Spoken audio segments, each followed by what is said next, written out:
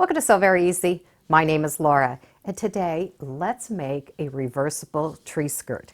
Now this technique can be used for things other than a tree skirt. What we're going to do is we are going to take two identical panels or two identical sized panels, put them together and make a tree skirt.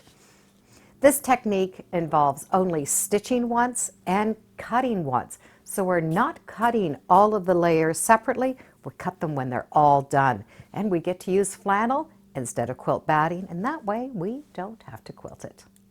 To do the reversible table topper or a tree skirt, we do need two identical panels. What we're really looking for is two identical sizes. And you can usually get those within the same manufacturing company. For example, this panel is from Northcott, and it is the scallop tree skirt. This panel is also from Northcott, and it's that same shape. When you are getting from the same manufacturer, the patterns are usually the same size. It's the prints are going to be different. But you can always get two identical panels and make this reversible. For this particular piece, I'm not going to be using quilt batting. I'm going to be using flannel in between. Flannel is a great alternative for something like this. It doesn't need a lot of quilting.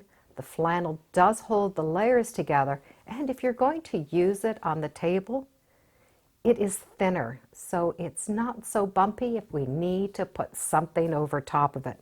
And it washes like a dream. The flannel, however, will need to be washed. I would recommend washing it at least once in warm water and throw it in a dryer. We do want to make sure if it is going to shrink, that it shrinks now before we have it made. The other thing I would recommend is throwing your panels or your fabric pieces in the dryer. When fabric is manufactured, that fabric is held taut and printed. And then it goes on big rollers, it goes through dryers, heaters, and then eventually it goes on those cardboard bolts that we are familiar with.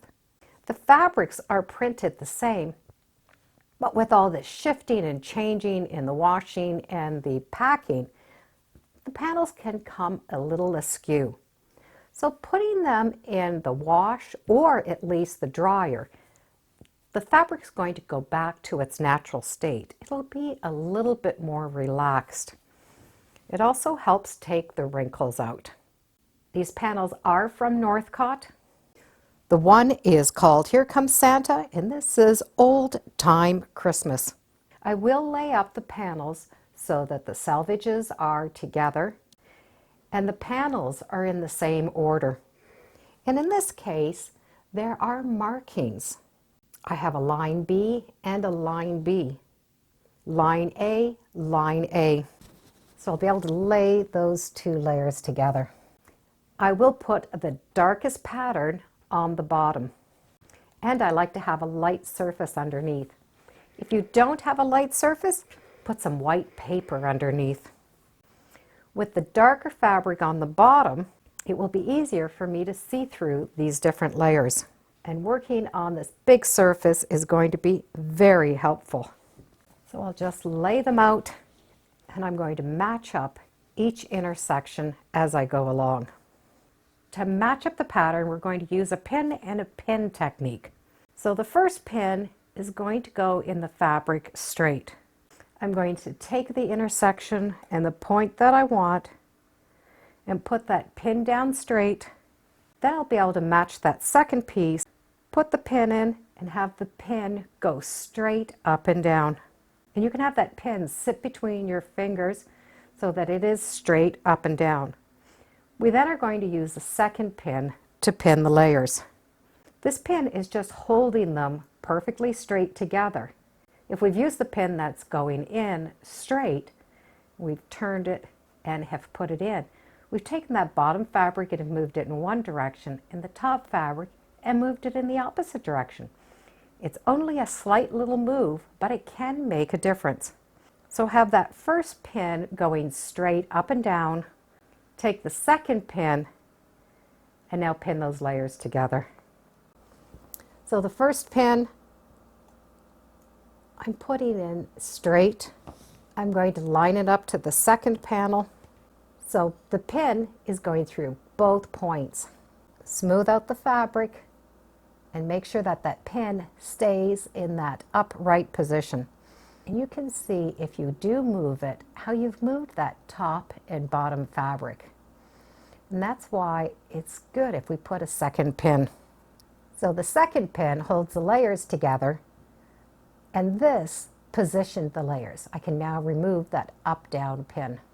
I want to do this double pin method to all of the areas that come in and a couple on that larger round part. Having that dark fabric on the bottom will also help you see any shadows along this edge, and it just helps lining them up. Now you're probably wondering, why didn't I just cut them out, match them, and sew them? Well, the reason is sometimes the matching piece is not the same because that fabric has moved a little bit in production. And I do want everything matching. And I also want the straight of the grain working to my advantage, and also the bias working to my advantage. It's a lot easier to stitch on a solid piece of fabric and go around with your foot than it is trying to hold these layers together and stitching at the same time. Another bonus is I'm going to be able to take out all of these little pieces that look like they don't belong. So on one side I have this little fold, on the other side I have a little fold, and I'm going to make these fit together with a little bit of steam. So I'm just going to steam. So I'm going to steam that area and just press those layers together. And you're going to see how they will conform to each other. You can also just give a little tap with the iron, and that also is going to help everything conform. I definitely want all those layers smooth and together before I go to the next step. And once all those layers are flat and match, we're going to be able to add on the flannel. I do like to layer my flannel so that that softer, fuzzier side is against the fabric. It's just going to grip it better as we are stitching. So we're going to be able to just smooth it down with our hands. And now turn it over so that you still have the pins on the top side. Smooth those layers together and just do a couple of pins around the outside.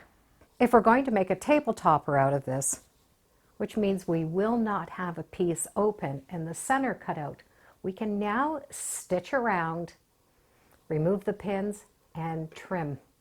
But if we do want to have a center point and an opening, we're going to lay this out now. This particular pattern does not have that center line, which gives us that choice. It doesn't have the center hole. So we're going to be able to draw that in.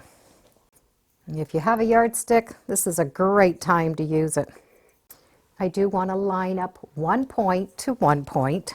I do need to draw a line, but I'm only going to draw it on the half point. I'm going to start here, and I'm just using a chalk marker and go all the way right up. I will need to find that center mark. So match up those points and make a little mark. So I do have an X for the center, and this seam is where the opening is going to be. So now I need to do my center. I will need to find something to make a circle, so I do have this collection from Creative Grids.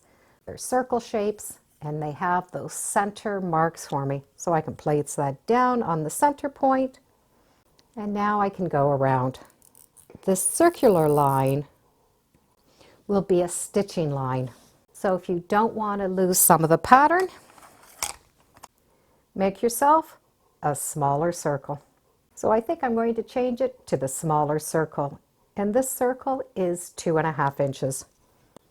That first chalk line will rub off as I'm working on it. So I am going to use that 2.5 inch circle, and that's going to be my stitching line. This line coming down the side, I will be stitching on each side of the line. So you can draw that in or just use the foot as the measurement. Before I do that, I want to put some ties in so that I can tie it up when it's under the tree. I will be putting 4 ties in. So I'm going to take some pins and just move them to the side so I will have a little opening for my hand. And what it's going to do is it's going to sit in between the 2 layers of fabric, right like this. Find that center mark. If you'd like, you can put a little pin there just so you can feel it. Slide it in. I can feel that pin. I'm going to pin that ribbon down, take that pin out, and flatten up that ribbon inside. So if you were able to see this, the ribbon would be like this between the layers. This pin is just giving me a mark that I can feel. Slide my hand in, I can feel that pin that ribbon in, and take that pin out. So I now have those 4 ribbons underneath those 2 layers of fabric. Putting the pins back will be very easy because we did steam them, so those sides are going to match. Now when I start sewing, I'm going to be able to sew a continuous line. I don't have to worry about matching up that ribbon. The ribbon will automatically match up. I will be taking a small spot in between the ribbons where I'm going to leave one side open. That way I can turn this all the way right side out. So I'm going to start somewhere near that bottom, follow that 1/4 inch down until I find that circle, go around that circle, and then start stitching the 1/4 side all the way up. Then I'm going to be able to follow this line all the way around. We're going to be able to remove the pins as we go along, but this is going to be very easy to maneuver under the machine. There is no bias to stretch out of shape because we're working with this big square of fabric. So here's that piece that I've left open. I started here, went down, around, came up, all the way around. So that V is not joined up. I have a 1/4 inch on each side, and I continued stitching down. All of my ribbons are stitched in, but I did leave an opening between those 2 ribbons. So there's now 2 ways that we can cut this excess off. We can use pinking shears or regular scissors, and I'll show you both. The first thing, we'll be cutting the seam open, and we're going to use that line that we drew. We're cutting right through those ribbons. And now we can trim, leaving a 1/4 inch seam allowance. And that doesn't even need to be exact. This is definitely easier trimming now than it would have been in the first place. For the center circle, we need to do little snips with our scissors all the way around. So just snip ever so tiny right up against the stitching line. And this corner, we can trim it right off. So we're cutting off a triangle. So when we look at it, we're going to have all of those little wedges. We do not need to do anything to that straight seam, but we will need to trim around that outside stitching. I did use a very small seam allowance, and I made my stitches really tiny. Those tiny stitches really helped me make gentle curves as I went along. So I need to trim a 1/4 inch seam allowance, or thereabouts. Once we've trimmed those, it will really give a nice finish if we cut off that little triangular corner and cut little wedges. So for the circle going inside, we just did little snips. On these outside, we're going to take out little V's. So we're going to have these little V shapes cut out. And you really cannot put too many. And we really need to do that around the entire thing. When we get to this area where we have that point coming in, we're going to take the scissors and snip very close to that seam allowance. So that's really going to open that up.